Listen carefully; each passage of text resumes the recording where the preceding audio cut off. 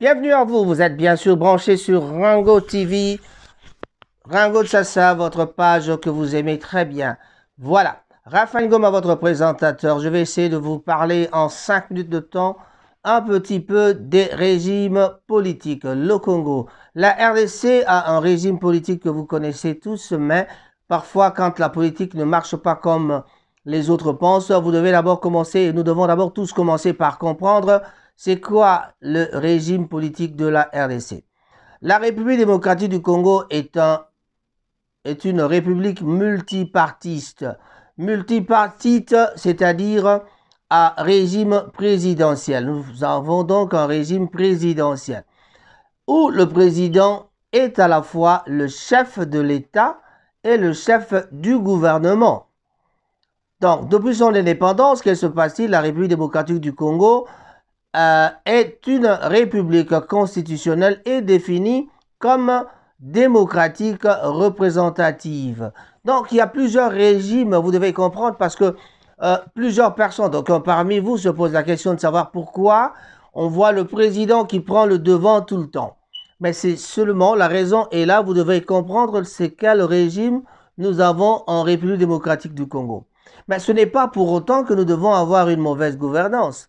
Donc, ce n'est pas pour autant que nous devons faire souffrir le peuple. Ce n'est pas pour autant que la RDC doit être le pays le plus pauvre du monde. Ce n'est pas pour cela. Les autres ont leur régime à eux, mais nous aussi, nous avons nos régimes à nous.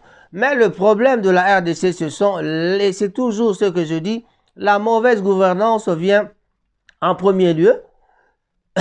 Et de deux, c'est l'ingérence de la communauté internationale. La communauté internationale veut être au centre de l'actualité congolaise. La communauté internationale veut diriger le Congolais.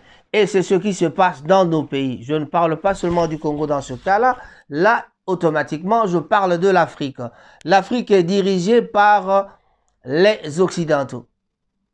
Que ce soit les Anglo-Saxons ou les Occidentaux, les propres Occidentaux, c'est-à-dire quand on parle de l'Europe, l'Europe c'est l'Occident et les Anglo-Saxons, je parle de les gens qui sont du côté de l'oncle Sam et tous ceux qui suivent. Donc, nous prenons les Anglais, nous mettons tous ces gens-là dans les multinationaux. Les multinationaux, ce sont eux qui dirigent le Congo, la RDC. Quel que soit le régime politique que vous avez en Afrique, quelle que soit la façon de diriger dont le président de la République ou alors la République aura choisi, nous avons des régimes politiques qui ne nous permettent pas d'être vraiment maîtres de nous-mêmes. Nous ne sommes pas maîtres de nous-mêmes. Nous avons vu le cas avec les mines chinoises, les minerais que les Chinois sont en train d'exploiter chez nous. Mais avec ce régime-là, c'est-à-dire tout est résumé, le chef de l'État est le président et même le chef du gouvernement. Donc, tout ce que le gouvernement décide, le président de la République est au courant de tout. Le président de la République est au courant de tout. Ce n'est pas comme ici, par exemple, où il y a aussi d'autres régimes. Je peux citer aussi d'autres régimes. Les régimes fascistes nazis et soviétiques peuvent être considérés comme des exemples de régimes politiques totalitaires, même si vous pouvez dire n'importe quoi sur ça, mais en tout cas, c'est vraiment ça. Donc, on considère l'Italie comme des fascistes, des Mussolini, comme un totalitariste, dans le régime totalitariste, donc en Italie, non abouti. Quels sont les différents autres régimes, par exemple, politiques? Il y a le système de Westminster. Ça, c'est tout à fait spécial. Le système de Westminster, vous savez, le Westminster, c'est où il y a la reine. La reine est là, mais elle règne. Mais le gouvernement est tout à fait indépendant. Le gouvernement est indépendant et qu'est-ce qui se passe? Le ministre, même le premier ministre chez nous, si vous comptez, le premier ministre peut être non pas la troisième, oui, ça peut aller jusqu'à troisième, quatrième personnalité au Congo. Mais ici, en Angleterre, le Premier ministre, il est le numéro 10.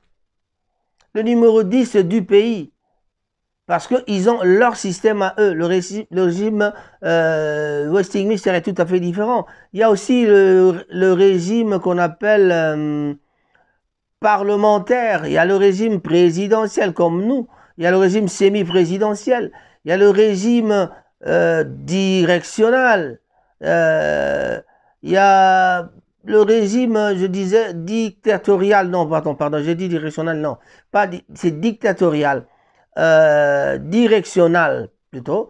Voilà. Le régime directorial. Sorry, je n'arrive toujours pas à dire ce mot. C'est pas grave. Ça arrive, c'est des lapsus quand on fait une émission. C'est parfois on ne sait pas bien prononcer. Donc, le régime dictatorial, où il y a le dictat de la présidence, le dictat d'une bande de gens, ou alors le président, ou le roi, ou la personne qui dirige le pays, dicte tout. La démocratie délibérative, il y a aussi la démocratie sociale, aussi mouvement politique, épistocratie aussi. Mais voilà, quand on parle de tous ces régimes-là, on revient à dire que nous, au Congo, nous avons un régime multipartiste à régime présidentiel. Donc, nous avons une république multipartiste à régime présidentiel. Le régime présidentiel, là, c'est le président qui est le chef de l'État et le chef du gouvernement. Quand on dit on est le chef de l'État, automatiquement, il est le chef de l'armée. Il dirige... Donc, c'est un régime, je dirais même totalitaire par rapport à d'autres personnes, par rapport au mot, hein, pas par rapport à ce que veut dire totalitaire, quoi. Alors, ce genre de régime, ça nous convient, mais je crois qu'il y a moyen d'avoir un président qui fait son travail comme il faut, et il n'y a pas de discussion là-dessus. Mais le Congo est gouverné, mais le problème du Congo maintenant, c'est la bonne gouvernance, la mauvaise gouvernance qu'il y a dans notre pays. Nous avons ce problème-là de la mauvaise gouvernance.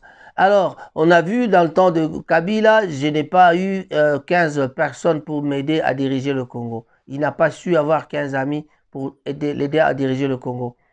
Mais avec qui il a travaillé pendant 18 ans? C'est ça. S'il n'a pas su transformer les Congolais, donc il a travaillé avec les étrangers. S'il a travaillé avec les étrangers, c'est peut-être pour cela que le Congo n'a pas évolué en son époque. Et maintenant, nous sommes dans l'époque de Tshisekedi. Félix-Antoine Tshisekedi a-t-il changé le régime? Non, c'est toujours le même régime. Ces étrangers dont on parle, sont-ils là ou sont-ils partis? Posez-vous la question et trouvez la réponse parce que nous savons ce qui se passe en RDC.